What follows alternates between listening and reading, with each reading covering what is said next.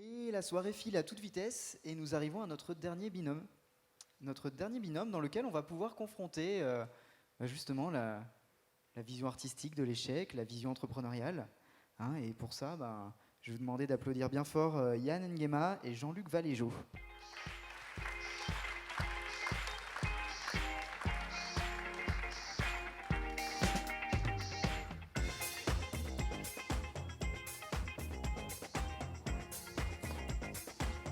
Ne t'assois pas sur le micro. Voilà. Alors, lequel des deux a envie de se lancer en premier? Comme tu veux. Bonsoir. Est-ce que la petite vidéo que j'avais préparée, elle est opérationnelle ou on fait l'impasse? Elle a l'air opérationnelle. On va regarder une petite minute, ça sera plus clair pour tout le monde.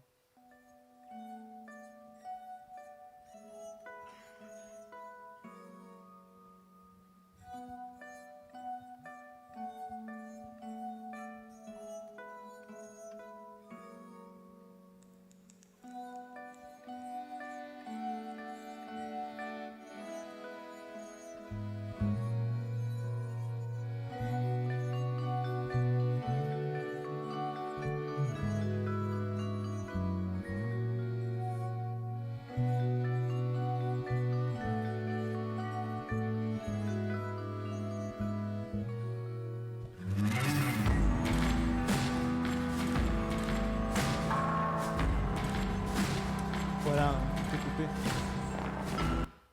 Voilà, c'était juste pour mettre des images sur les mots que je vais dire. Donc, je m'appelle Yann Nguema, je fais partie d'un collectif, un groupe de musique qui s'appelle Ézéchiel. On existe depuis une vingtaine d'années. Et j'ai été amené à travailler beaucoup dans ce qu'on peut appeler l'art-science, notamment avec l'atelier Art-Science de Grenoble, qui est la réunion du CEA et d'une scène nationale à Mélan. Et dans ce cadre-là, il y a un certain nombre d'années, je ne suis pas très fort en années, je pense que c'était il y a 4-5 ans, on m'a demandé à Lille d'écrire un projet axé art-science pour accompagner un orchestre symphonique avec lequel le groupe jouait. Du coup, étant donné que c'était ma deuxième expérience dans ce genre, j'ai mis la barre très haute en me disant je vais faire un projet, je vais écrire un projet que je ne pourrai jamais faire tout seul. Étant donné que je viens de l'image, je fais la musique avec l'image, j'ai imaginé un écran suspendu, donc un écran horizontal dont les LED pourraient descendre verticalement dans l'espace. Alors, ça a plu à tout le monde à Lille, le projet est parti, on m'a présenté des universitaires, on a commencé à essayer de trouver des équipes, et très rapidement, je me suis rendu compte que si techniquement faire évoluer un point dans l'espace n'était pas un problème, le problème c'était l'accumulation des points. À l'époque, il y avait 5000 points dans l'espace pour que ça fasse une matrice assez dense, assez intéressante à exploiter. Et du coup, j'ai senti dès les premières rencontres que voilà, c'était un projet qui risquait d'avoir des difficultés à se faire, non seulement par l'aspect financier. Il suffit de prendre une machine à calculer et de multiplier par 5000 le coût d'un objet qui descend et qui remonte, qui s'allume. On tombe sur des chiffres assez faramineux, en tout cas dans le monde de l'art et de la culture. On était un petit peu hors budget. Donc la première étape, ça a été de réduire mes ambitions. Et ça a duré longtemps, puisqu'on est encore sur ce projet aujourd'hui. Pour faire vite, le projet n'a pas abouti à Lille.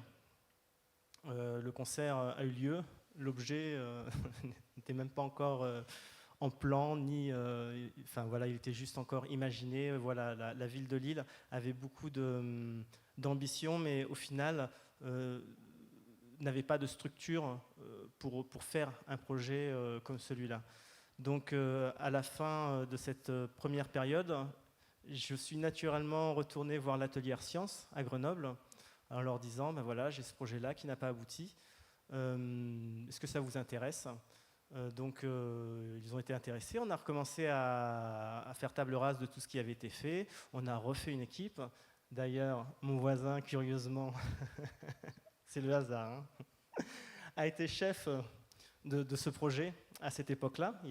Ça a duré longtemps, mais curieusement, on s'était rencontrés à cette époque parce qu'il a dirigé un peu l'équipe côté CEA qui chaperonnait le projet. Voilà, on a eu des subventions, la ville de Lille, comme on n'avait pas dépensé les subventions qu'on a eues, nous a permis de réaliser un prototype avec une cinquantaine de LED qui montaient et qui descendaient. Donc il y a eu vraiment un bon vent, quelque chose de très constructif pendant un an et demi, qui a abouti au final à une présentation devant la Fête des Lumières, devant les responsables de la Fête des Lumières, pour qu'on ait une vitrine pour trouver des financements. Parce qu'une fois le prototype éprouvé, il fallait trouver de quoi financer la fabrication du véritable objet. Donc on a eu une belle réunion avec des membres éminents d'EDF et de la Fête des Lumières qui ont été particulièrement emballés par le projet et qui, en gros, à la fin de la réunion, ont signé pour nous proposer de présenter le projet à la Fête des Lumières. Une semaine après, on a reçu un coup de téléphone disant qu'en fait, ils ne prenaient plus le projet. De par sa fragilité, on ne pouvait pas l'exposer en extérieur, on ne devait l'exposer qu'en intérieur. Et vu le coût, la hauteur du projet, ils ne pouvaient pas réduire son exposition à si peu de personnes. Il y aurait eu voilà. Donc ils ont préféré ne pas prendre le projet. Du coup, tout s'est arrêté, parce qu'on a perdu la vitrine qu'on devait avoir. Voilà, tout s'est arrêté comme ça pendant les vacances, en une semaine. Tout le monde est plus ou moins parti en vacances sur cette douche froide. On s'est retrouvés, on a décidé de trouver des financements autrement, avec l'aide de bourses attribuées à la recherche industrielle. J'ai sauté des étapes parce qu'on avait contacté aussi Stobli, qui fabrique des moteurs à tisser numériques et qui ont les moteurs pour contrôler 11 000 points des aiguilles de manière très précise et qui pouvaient adapter leur moteur à construire un objet comme celui-là. Mais Stobli, pareil, n'a pas trouvé le projet intéressant dans leur programme de recherche. Voilà, ça leur amenait rien, ça leur apportait rien, donc ils ont décliné l'offre. Donc on a réécrit le projet en essayant de chercher des entreprises qui seraient intéressées pour s'associer et pour faire de la recherche industrielle en relation avec ce type de projet. Et au moment d'écrire le dossier, voilà, on s'est rendu compte qu'il y avait un passage où il fallait écrire ce qu'il se passait dans le monde, s'il y avait des objets comme ça qui avaient été créés. Et moi, ça faisait à peu près 2 ans que je n'avais pas trop regardé. Et on s'est rendu compte le jour de la rédaction du dossier qu'il y avait 2 écrans comme ça qui existaient dans le monde. Un dans les pays de l'Est et en Allemagne. Donc du coup, ça a un peu été la seconde douche froide. Voilà, l'objet avait été créé. Il y a 4 ans, il n'existait pas.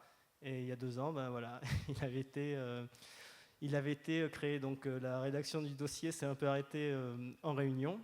Donc voilà, après moi, j'ai un peu redirigé le projet vers quelque chose de plus intimiste, qui n'a plus rien à voir. Il y a eu des touches avec Bouygues pour faire des petits objets plus décoratifs qu'on mettrait chez soi. Il y a eu des touches avec un fabricant de lustres de luxe qui voulait décorer, je sais pas moi, des aéroports. Voilà.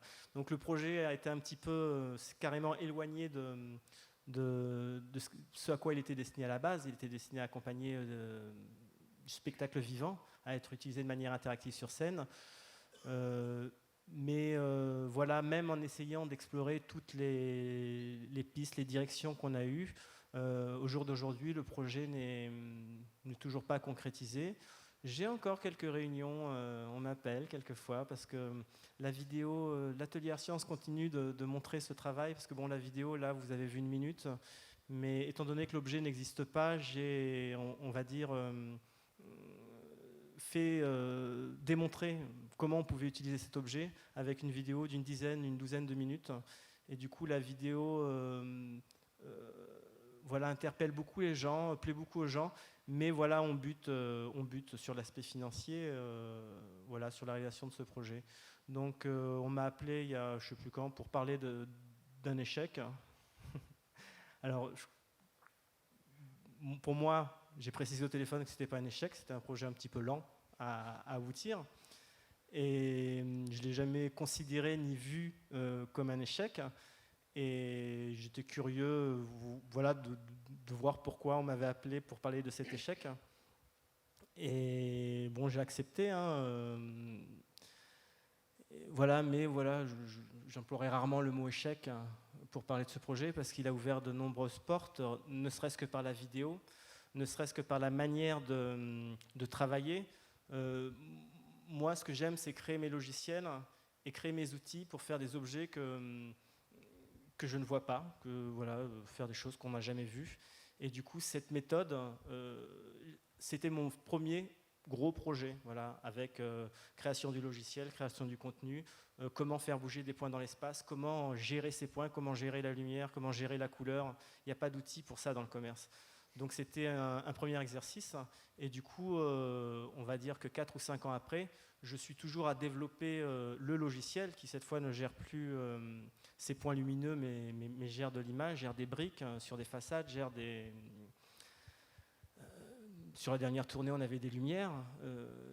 Ça a initié une méthode de travail qui fait que même si le projet ne s'est pas concrétisé, moi, il m'a ouvert de nombreuses portes. Je crois savoir aussi que l'Atelier Science a présenté ce travail à je ne sais pas comment on peut appeler ça, des Japonais, mais je ne sais plus le nom de la structure, qui distribue un prix, l'Homo Siroi Prix. C'est une sorte de prix pour les gens qui font rêver les autres. Et visiblement, en voyant ce projet, j'ai eu ce prix, un prix international.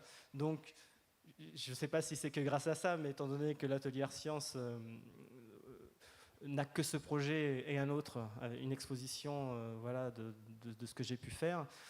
Donc même si le projet n'a pas abouti, qu'il n'existe pas, même si le prototype a coûté de l'argent et qu'au final, ça n'a pas été amorti par la suite, en aucun cas... pour ma carrière, pour l'Atelier Science, pour la ville de Lille, ça a été un échec.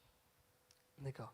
Yann, moi j'ai une question justement qui me titille, parce que toi tu ne le vis pas du tout comme un échec, mais mine de rien, il y a eu une première douche froide sur l'aspect timing, une deuxième sur le fait que les gens ne voulaient pas vous financer, une troisième sur le fait que le projet existait, enfin avait été développé par d'autres personnes. Justement, qu'est-ce qui fait que toi, tu as eu envie de continuer et tu as avancé, tu l'as fait évoluer ce projet? Pourquoi à un moment tu t'es pas dit, quelqu'un qui nous parlait du fait de savoir s'arrêter, pourquoi à un moment tu t'es pas dit, bah ok, je passe à autre chose?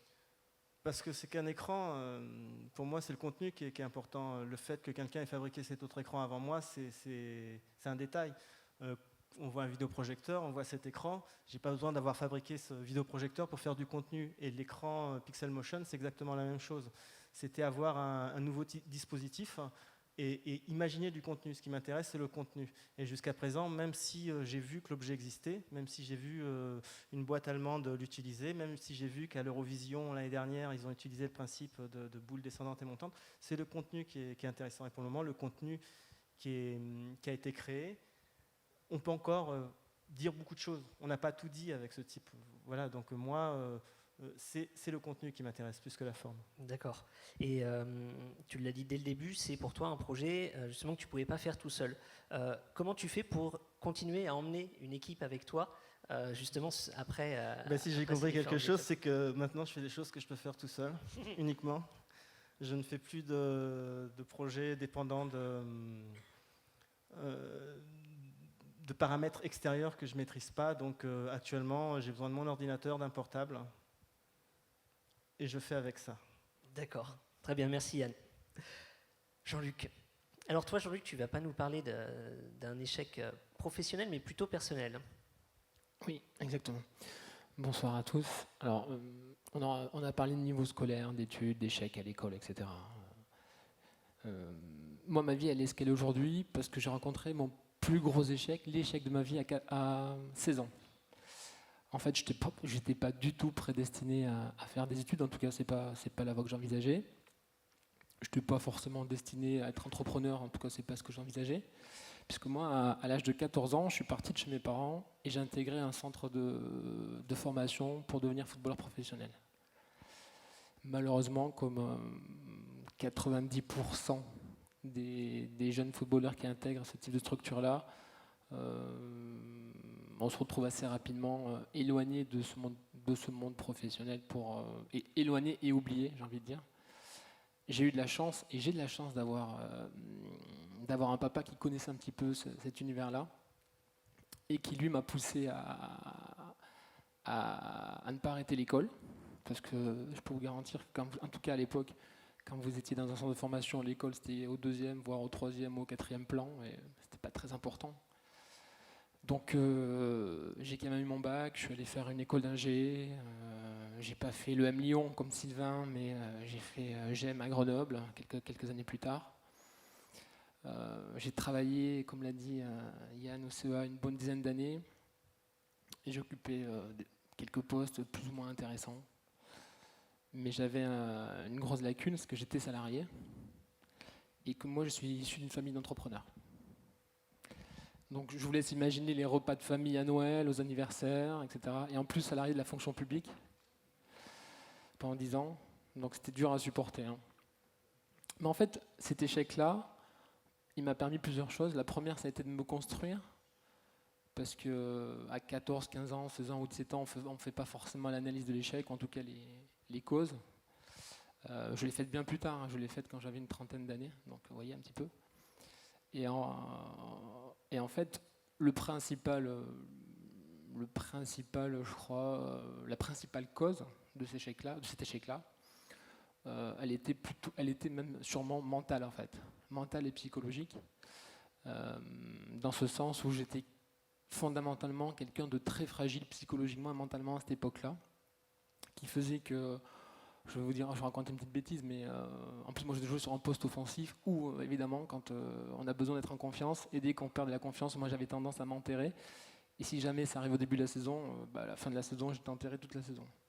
Donc psychologiquement j'étais plutôt quelqu'un d'assez fragile. C'est pour ça qu'en général les joueurs qui arrivent à devenir professionnels, c'est qu'ils sont quand même plutôt solides de ce côté-là, quoi. C'est quand même dur. Et donc moi j'ai appris des valeurs pendant les 2 années, des valeurs de collectif, que j'en parle parce que c'est quelque chose que je mets en place, en tout cas au sein d'ISKN régulièrement, de travail, parce qu'on n'a rien sans travail, évidemment, de collectif, de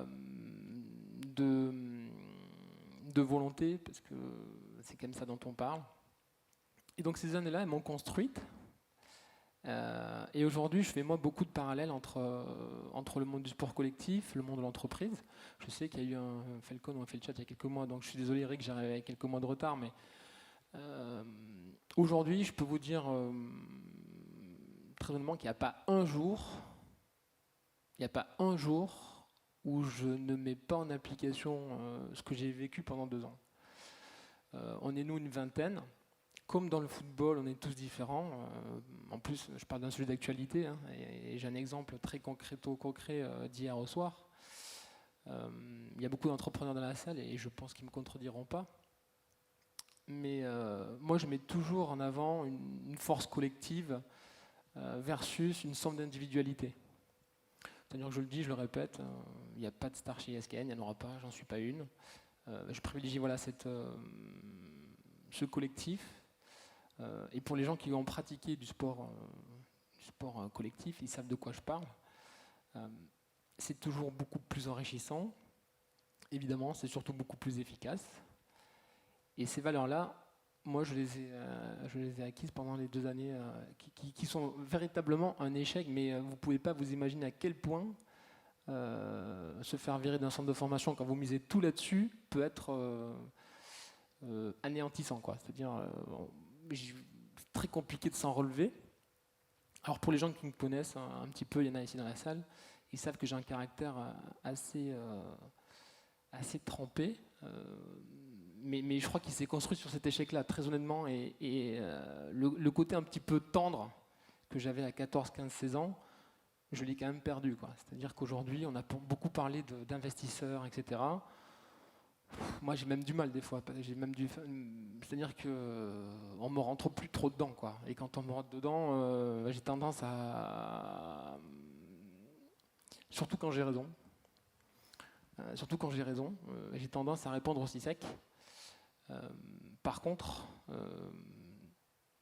on apprend, en tout cas moi j'ai beaucoup appris aussi de toutes ces erreurs et à écouter. C'est vrai que M. Mully disait à juste titre, on a besoin d'un miroir, on a besoin d'écouter, c'est aussi la force d'un entrepreneur de savoir écouter les autres, de savoir ce qu'il ne sait pas. Et donc juste pour terminer là-dessus, je vais vous expliquer les amalgames que je fais chez moi. Donc vous prenez 11 joueurs de terrain pour le football. Bon, nous on a une boîte, on est très techno avec du hardware et du logiciel. Donc pour moi, mon gardien de but, c'est mon CTO, d'accord ? c'est le patron de la R&D. Ma petite ligne défensive, c'est tout ce qui est techno, voilà. J'ai un super numéro 10 qui s'appelle Timothée Jaubert, que quelques-uns ici connaissent, qui est l'ultra créatif, voilà.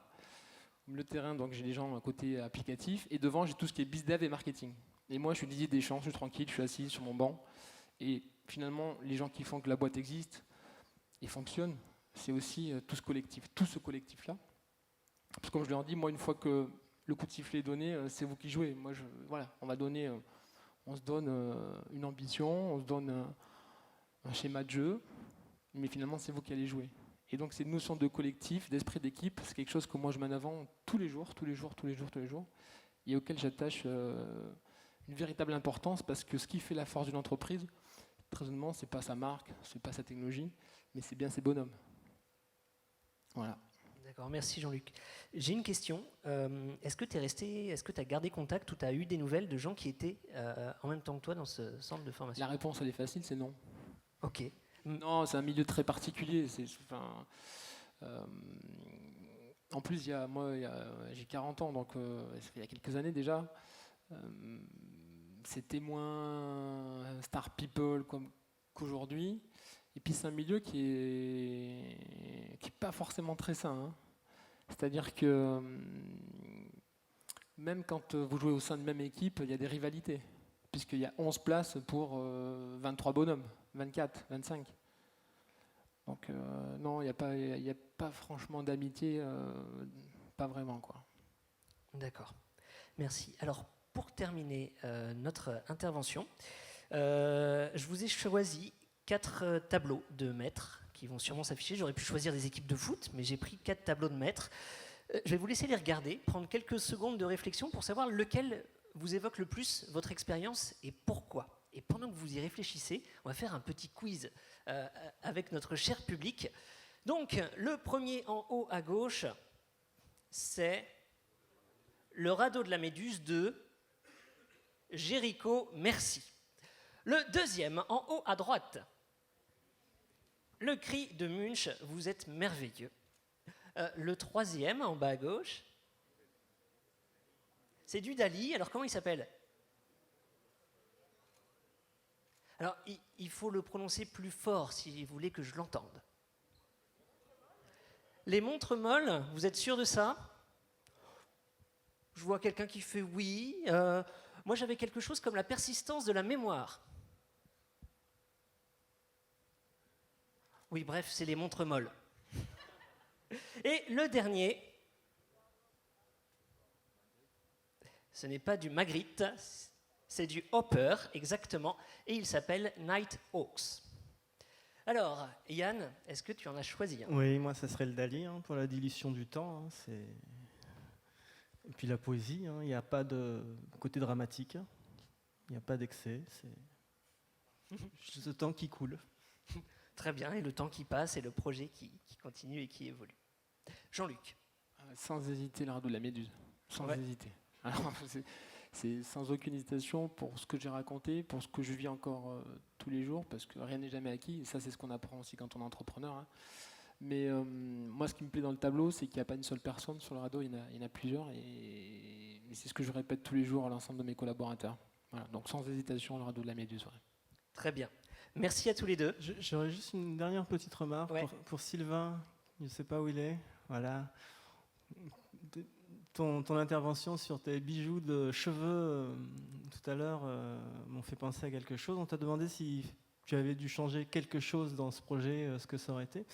J'ai rencontré un Japonais qui justement a eu un prix aussi, le prix Mosiroi, et qui a fait des bijoux pour les cheveux, pour les sourds, des bijoux vibrants.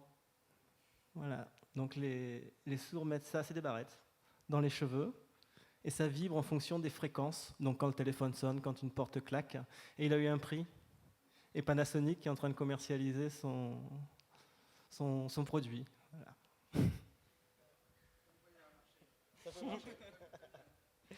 Je pense que si quelqu'un veut se relancer dans le bijou de cheveux, c'est le moment.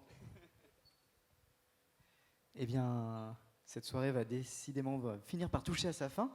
On va pouvoir passer au dernier vote de la soirée, hein, donc de savoir si...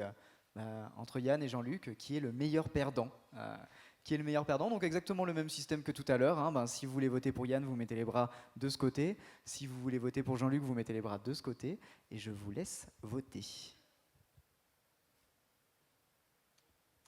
S'il vous plaît, ne me faites pas une égalité. Alors, est-ce qu'on peut avoir que les bras du côté de Jean-Luc, s'il vous plaît? Ok, j'ai compté approximativement dans ma tête. Les bras du côté de Yann.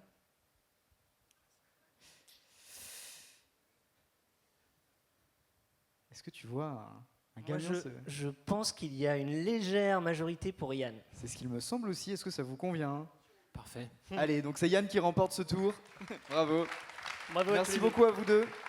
Merci pour vos témoignages.